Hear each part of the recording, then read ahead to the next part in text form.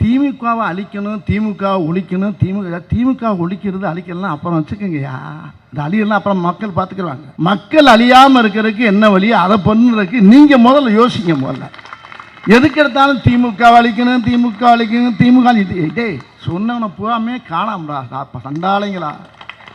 நானும் பார்த்துக்கிட்டு தான் இருக்கேன். அப்போ வந்து பார்க்குறேன், எவனே சொல்கிறானோ அவன் ஆளை காணாம். எங்கே இருக்காங்கன்னு தெரிய மாட்டேங்குது. நான் ரொம்ப விலாவரியாக பேசுறது வெறி சிக்கலாகி போவோம், அது வேண்டாம். நான் ரொம்ப டீப்பாக உள்ளே போக விரும்பலை. நானும் பார்த்துக்கிட்டு தான் இருக்கேன். திமுக அழிக்கணும், எப்படி முடியும் அழிக்கிறதுக்கு? எப்படி முடியும்? அது தஞ்சாவூர் கோபுரம் மாதிரி நிற்கிது, பெரிய வரலாற்று படைச்சு போய் நிற்கிது. திமுகங்கிறது ஒரு சாதாரண சாம்ராஜ்யம். அதை பற்றி சொல்றதுக்கு நிறைய விஷயங்கள் இருக்கு. அந்த மாதிரி சொல்றதுக்கு எந்த கட்சியிலையும் எந்த விஷயமும் கிடையாது. என்ன இருக்கு? ஒண்ணுமே கிடையாது. இப்போ இடையில ஒரு சம்பவம் நடந்துச்சுங்க. திடீர்னு எல்லாருடைய அக்கௌண்ட்லையும் ஒரு 5000 ரூபாய் போட்டார். மக்களுக்கெல்லாம் இன்ப அதிர்ச்சி. இந்த திமுக அழியணும் சொன்னான் பாருங்க, அவன் நல்லா அசந்து தூங்கி இருந்தவனுக்கு காதில் போய் யாராவது சொல்லிட்டாங்க, 5000 போட்டாங்களா? ஏன்டா? ஏன்? மக்கள் சந்தோஷமா அவங்க இன்ப அதிர்ச்சியோட இருக்கா. இவன் அதில் அந்த அதிர்ச்சியில் திமுக அழியன்னு சொன்னவே அதில் பாதி பேர் செத்து போயிட்டாங்கன்னா அந்த நியூஸே வெளியே வரல. இன்னும் அவன் பாட்டுக்கு இஷ்டத்துக்கு இருந்தா 5000 போட்டு விட்டான். இதுக்கு இது என்ன பிரமாதம்? இதை விட இன்னும் நிறைய இருக்குடி மாப்பிள்ளை, இன்னும் நிறைய இருக்கு. நீ எக்கச்சக்கமான விஷயம் பண்ண போற. சும்மா வெறும் கணப்பு தான் இருக்க, கொஞ்சம் இருக்க. நானே மூச்சு தண்ணி இவங்க பேச நான் தண்ணி குடிச்சிக்கிருந்தாங்க. அங்கே 2 பால் காலியாச்சு. என்ன பூரா ஒரே சவுண்டு பார்ட்டியாக இருக்கீங்க. என்ன அவர் நாசர்னே பேச மாட்டேன் அவர் பெரிய பெரிய பட்டிமன்றமே நடத்திட்டு போயிட்டார். இந்தம்மா என் தங்கச்சி பர்வீன் சுல்தான், அப்பா அடமலை பெஞ்சு ஓஞ்ச மாதிரி. என்ன பேச்சு, என்ன ஆற்றல், என்ன அறிவு. எல்லாருக்கும் என்னுடைய மூல வணக்கத்தை சொல்லிக்கிறேன். மேடையில் இருக்க பெரிய பெரிய ஜாம்பவான்,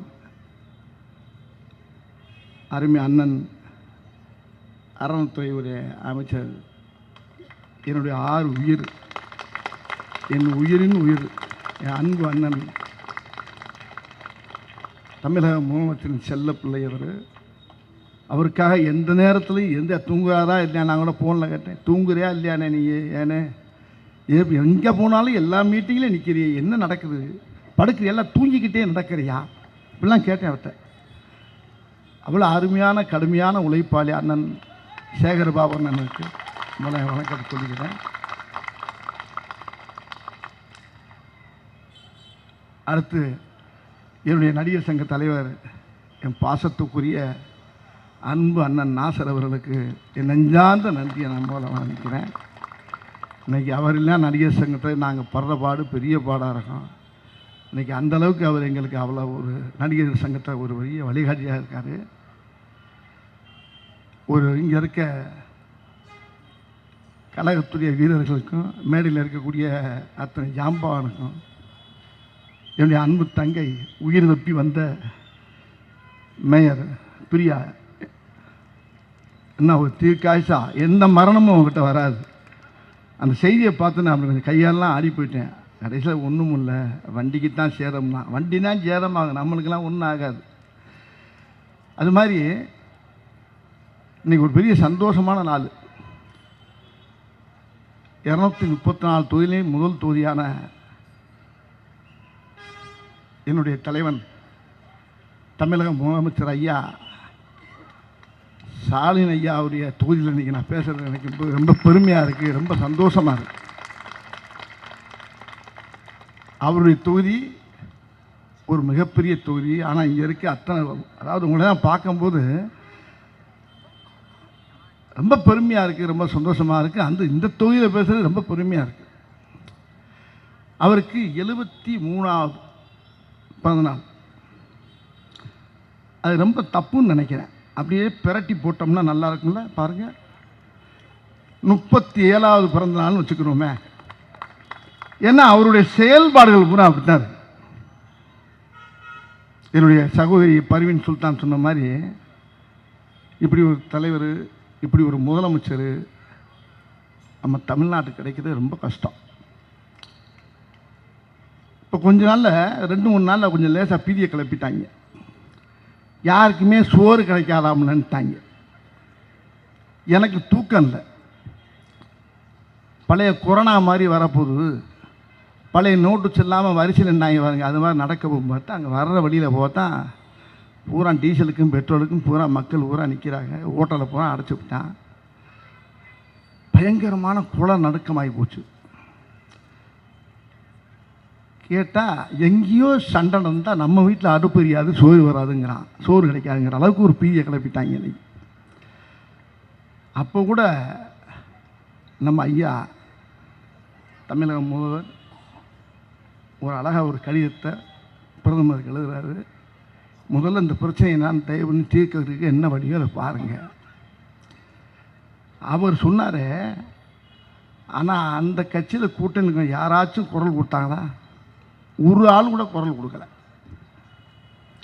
திமுகவை அழிக்கணும், திமுக ஒழிக்கணும், திமுக ஒழிக்கிறது அழிக்கலாம் அப்புறம் வச்சுக்கோங்கய்யா, இந்த அழியெல்லாம் அப்புறம் மக்கள் பார்த்துக்கிறாங்க.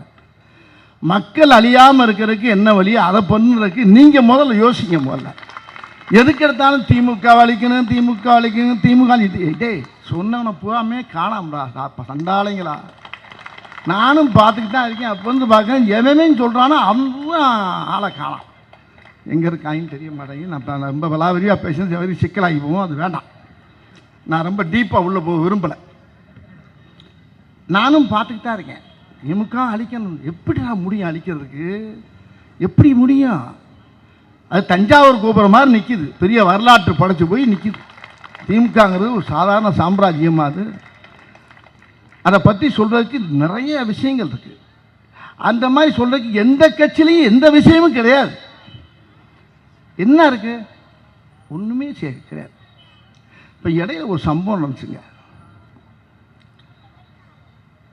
திடீர்னு எல்லாருடைய அக்கௌண்ட்லேயும் ஒரு 5000 ரூபா போட்டார். மக்களுக்கெல்லாம் வந்து இன்ப அதிர்ச்சி. இந்த திமுக அழியணும் சொன்னான் பாருங்க, அவன் நல்லா அசந்து தூங்கி இருந்தவனுக்கு காதில் போய் யாராவது சொல்லிப்பாங்க, 5000 போட்டாங்களா? ஏன்டா? ஏன்? மக்கள் சந்தோஷமாக அவங்க இன்ப அதிர்ச்சியோடு இருக்கா. இவன் அதில் அந்த அதிர்ச்சியில் திமுக அழியன்னு சொன்னவன் அதில் பாதி பேர் செத்து போயிட்டாங்கன்னா அந்த நியூஸே வெளியே வரல. இன்னும் அவன் பாட்டுக்கு இஷ்டத்துக்கு இருந்தா 5000 போட்டு விட்டான்தான். இதுக்கு இது என்ன பிரமாதம்?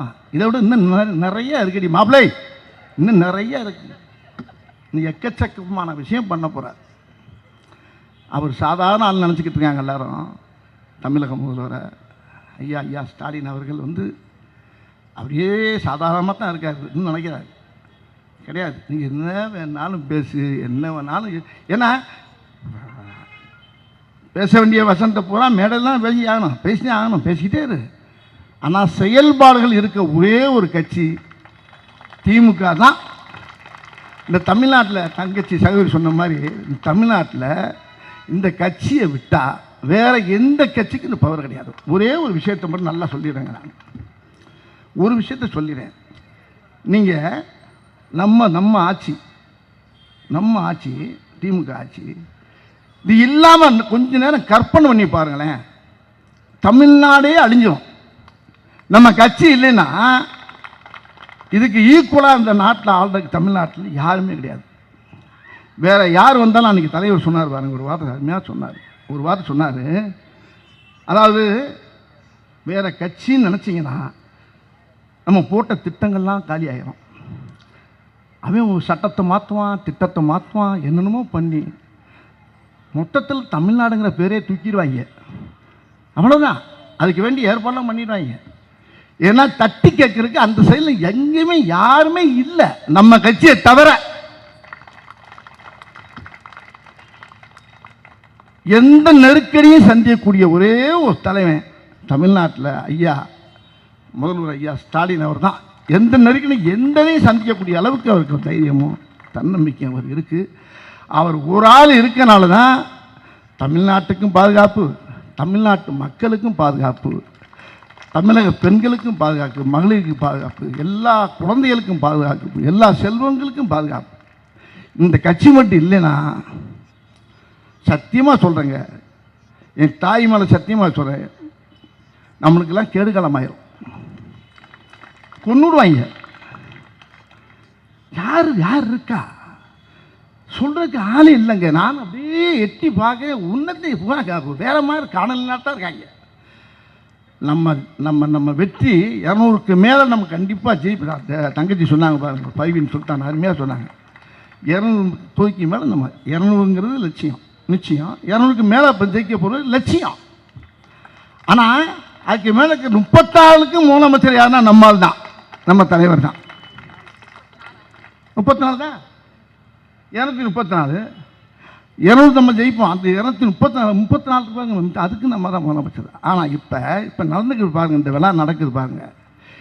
இது சத்தியமாக இந்த விழா வந்து அவருடைய பிறந்த நாளுக்கு நடக்கிற விழா கிடையாது. 2024 அடுத்த முதலமைச்சராக அவர் வரப்போறாரு பார்த்தீங்களா, அதுக்கு பரிசாக கொடுக்க போகிற விழா அந்த விழா. நான் இப்பயே அவருக்கு வாழ்த்து சொல்லிடுவேன்.